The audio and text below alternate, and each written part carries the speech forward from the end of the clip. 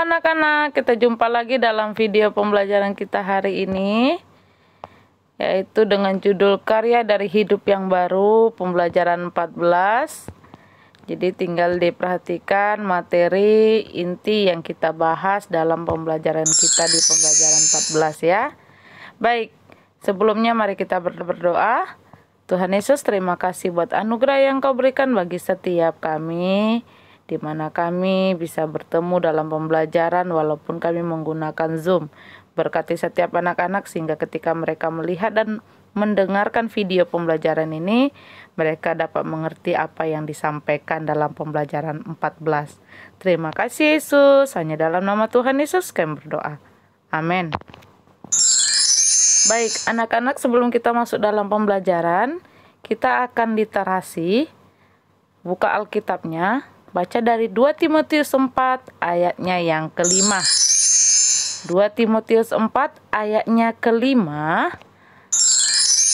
Anak-anak bisa baca ya.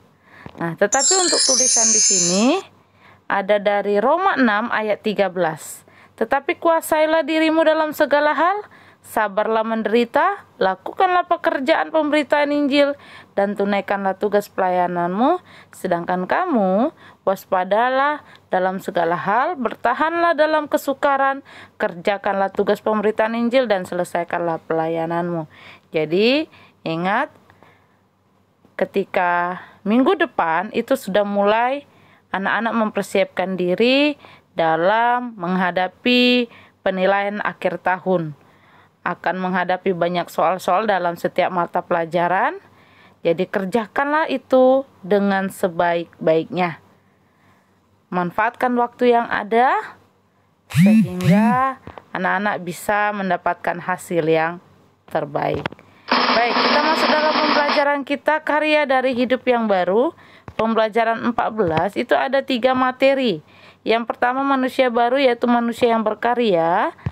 Yang kedua, prinsip-prinsip dalam berkarya sebagai manusia baru. Dan yang ketiga, memaknai hidup sebagai manusia baru lewat karya. 3 materi ini akan kita bahas dalam video ini. Yang pertama, yaitu manusia baru, yaitu berkarya. Menjadi manusia baru artinya memulai kehidupan di dalam Yesus Kristus, yaitu masuk dalam kehidupan yang baru. Ini sudah Miss ajarkan waktu di video pembelajaran sebelumnya. Nah, manusia baru itu berarti manusia yang berkarya. Rasul Paulus mengatakan bahwa manusia baru adalah mematikan segala yang bersifat duniawi dan melakukan segala sesuatu yang ada dengan kasih. Ya. Jadi Rasul Paulus mengatakan mematikan segala yang bersifat duniawi dan melakukan segala sesuatu dengan kasih. Itu bisa tertulis ada tertulis di Kolose 3 ayat 5 sampai 17. Dengan demikian, pada pembelajaran kali ini kita akan melihat bagaimana manusia baru yang telah ditebus oleh Tuhan menghasilkan karya untuk kemuliaan Tuhan. Ya.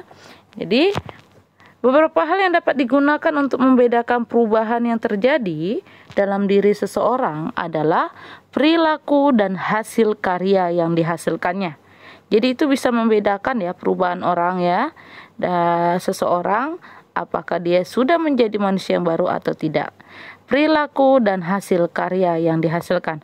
Oleh sebab itu, untuk mengidentifikasikan bahwa seseorang telah menjadi manusia baru, maka salah satu petunjuk yang bisa kita perhatikan adalah karyanya.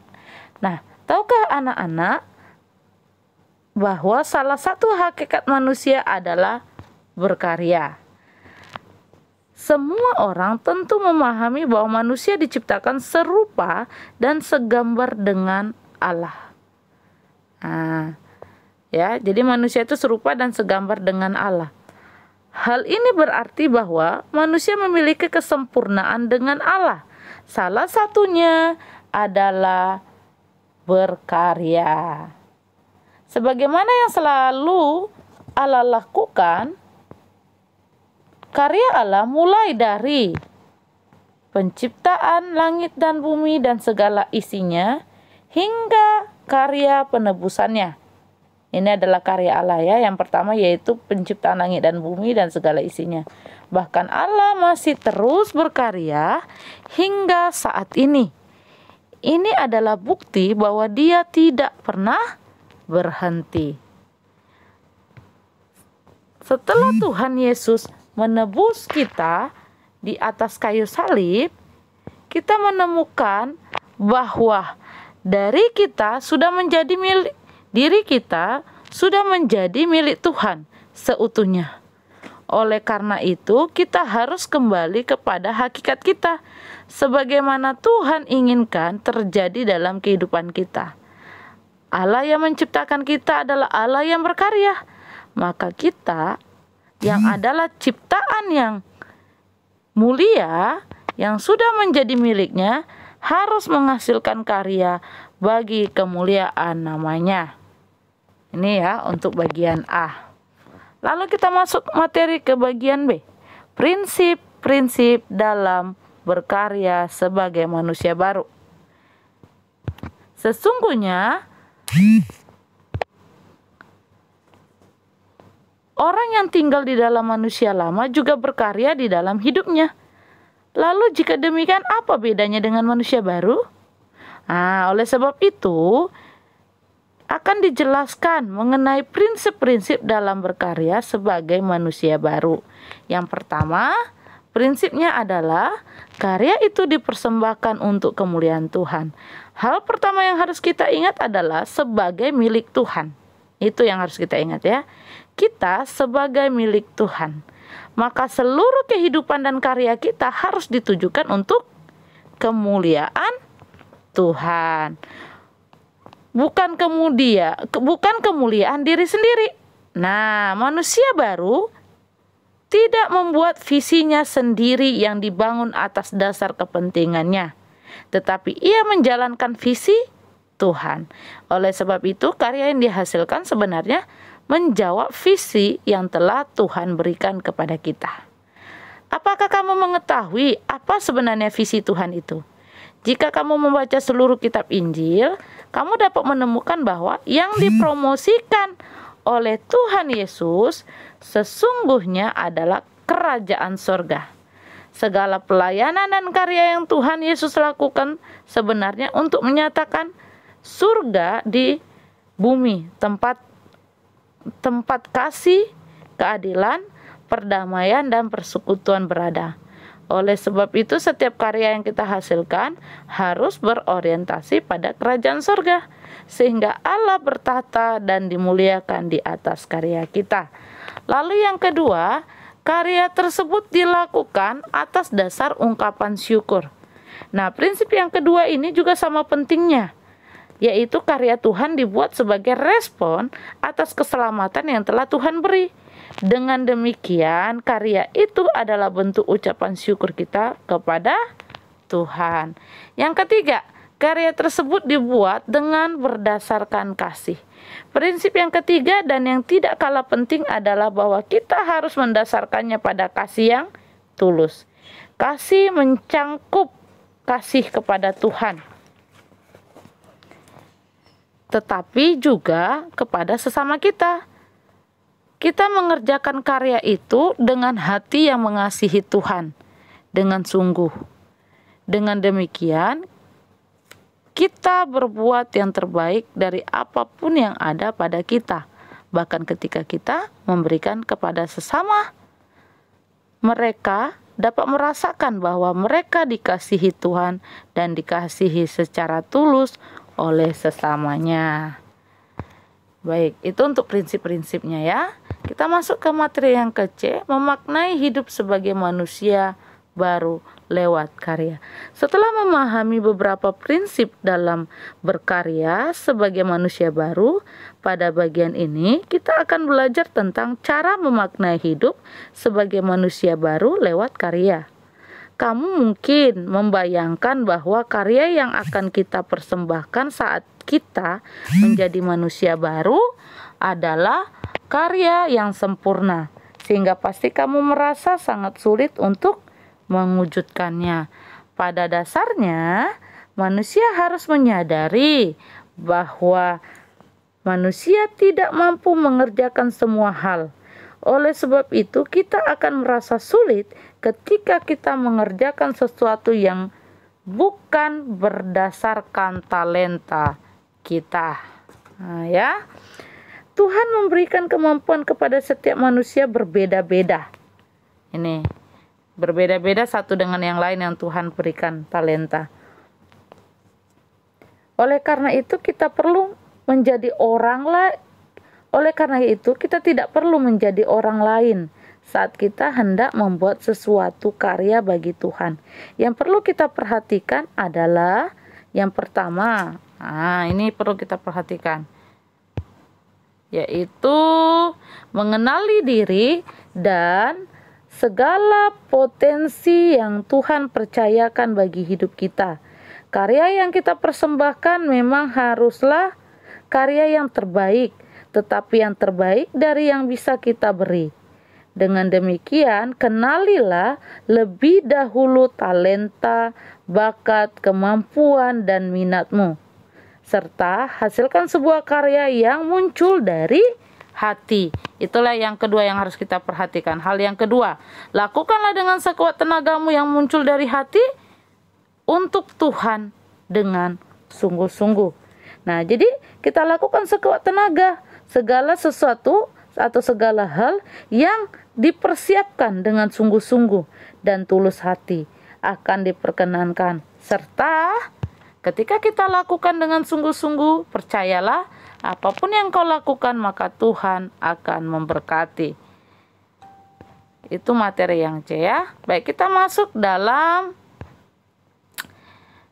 ingat cara hidup yang benar menjadi manusia baru.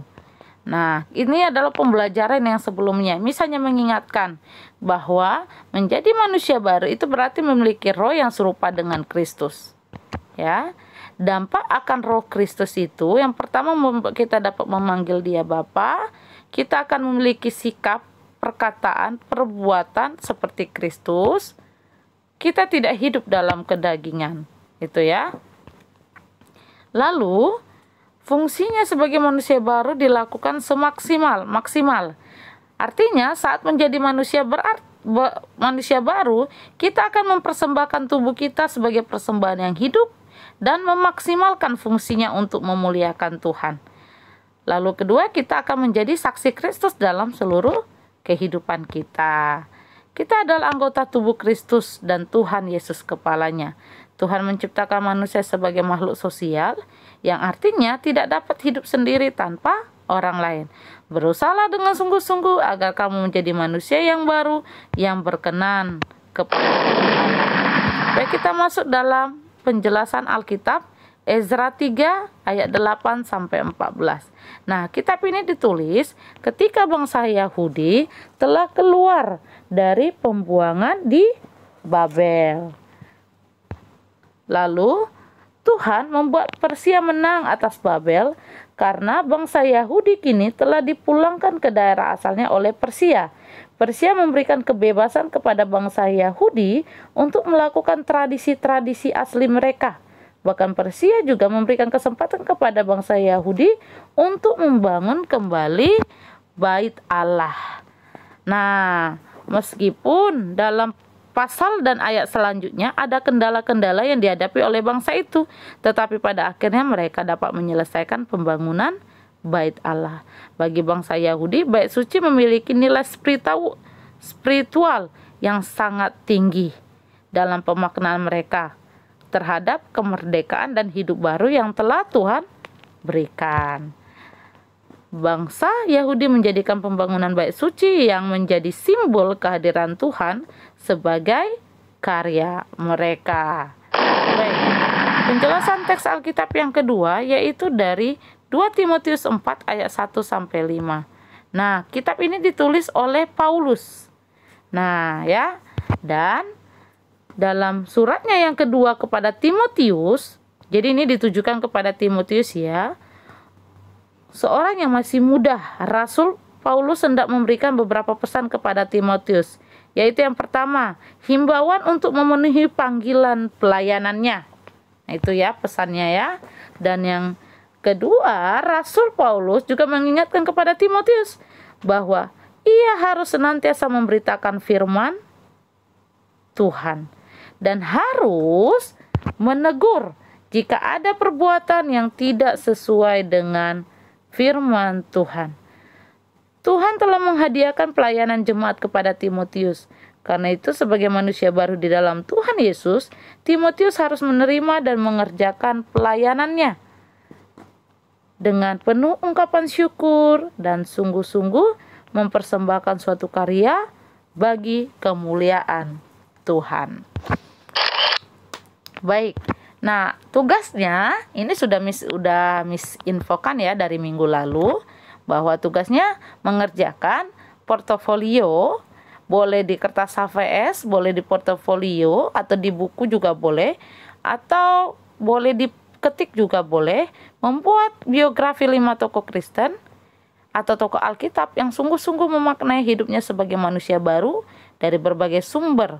Bisa dari internet, dari buku, majalah, koran, dan lain-lainnya. Oke, dikumpulin ini paling lambat ketika kita masuk dalam pembelajaran agama. Oke, videonya pembelajaran kita sampai di sini. Sampai jumpa dalam video pembelajaran selanjutnya. Bye. Mari kita berdoa. Tuhan Yesus, terima kasih buat anugerah yang Tuhan berikan bagi setiap kami. Dalam pembelajaran ini kami akhiri dengan penuh sukacita karena sudah menyelesaikan materi. Biarlah Tuhan juga memberikan hikmah bagi setiap anak-anak sehingga mereka mengerti akan materi dalam pembelajaran 14. Terima kasih Yesus, bahkan dalam ujian mereka nanti dalam penilaian akhir tahun, biarlah hikmat yang daripada Tuhan memenuhi setiap anak-anak sehingga mereka bisa menyelesaikan dan menjawab setiap soal-soal. Dalam nama Tuhan Yesus kami berdoa, amin. Bye bye, shalom.